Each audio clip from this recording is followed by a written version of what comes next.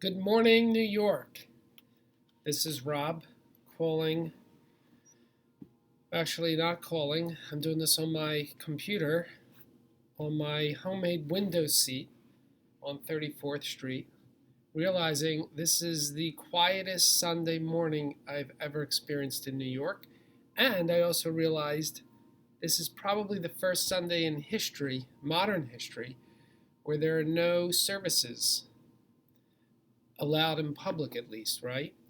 So I found a wonderful little book that I read to a dear friend and neighbor who's here.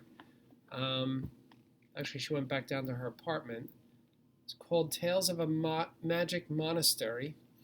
And I wondered, in the absence of services, if it would be worth reading one or two lovely little inspiring stories. It was a favorite of mine when I discovered it when I was in a monastery many years ago in Pennsylvania, the Dalesford Abbey.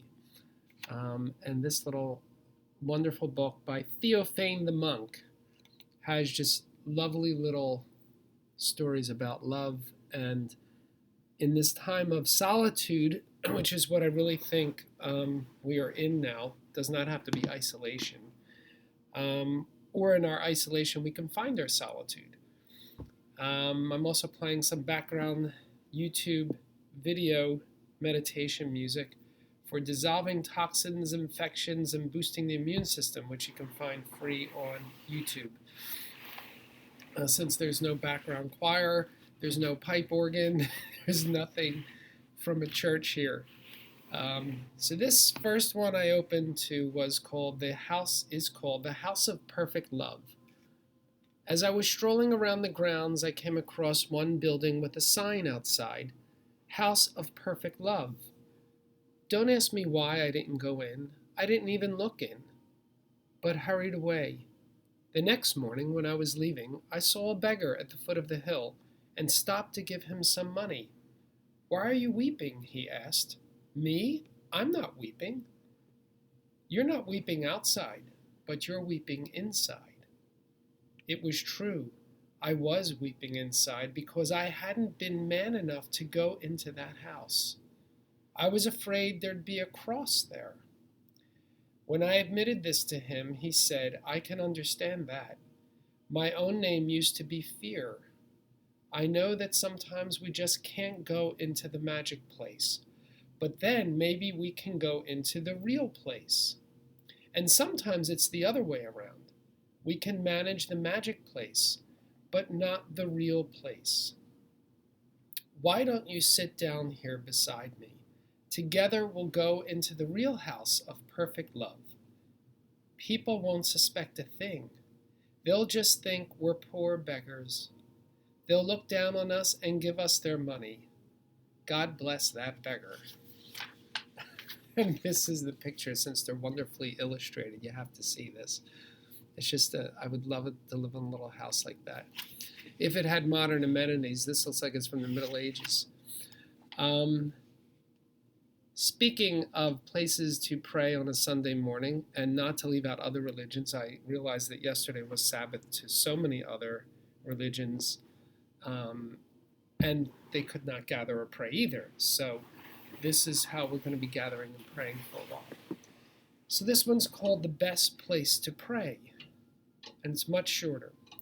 I asked an old monk, how do I get over the habit of judging people?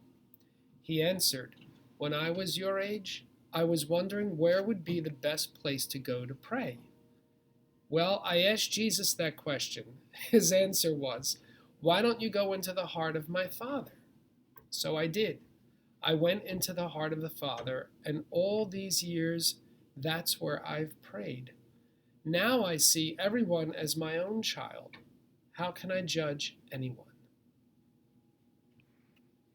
And the last little one I want to read is called Myself.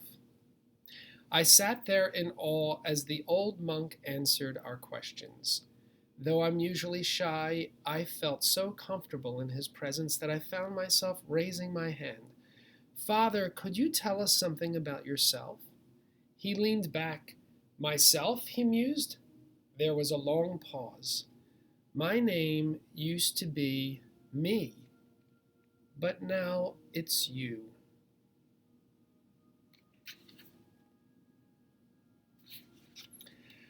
Have a blessed day.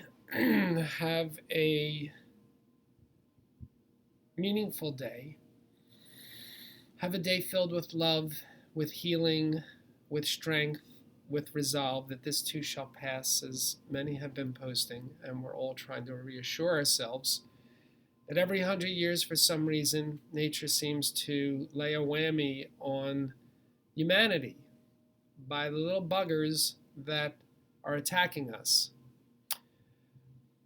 But this too shall pass, and none of us will be here for the next one 100 years from now.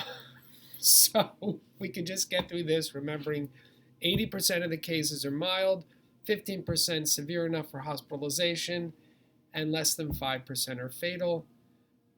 My heart goes out to everyone who cannot see their elderly parents or friends, like myself in Philly, where my 90-year-old mother remains, and other friends, and friends in England who cannot see their elderly parents on this Mother's Day.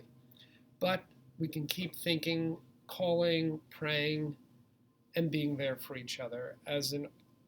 Never forgot this old, not so old, Richard Bach author said in one of his novels, if you really want to be with someone, aren't you already there with them?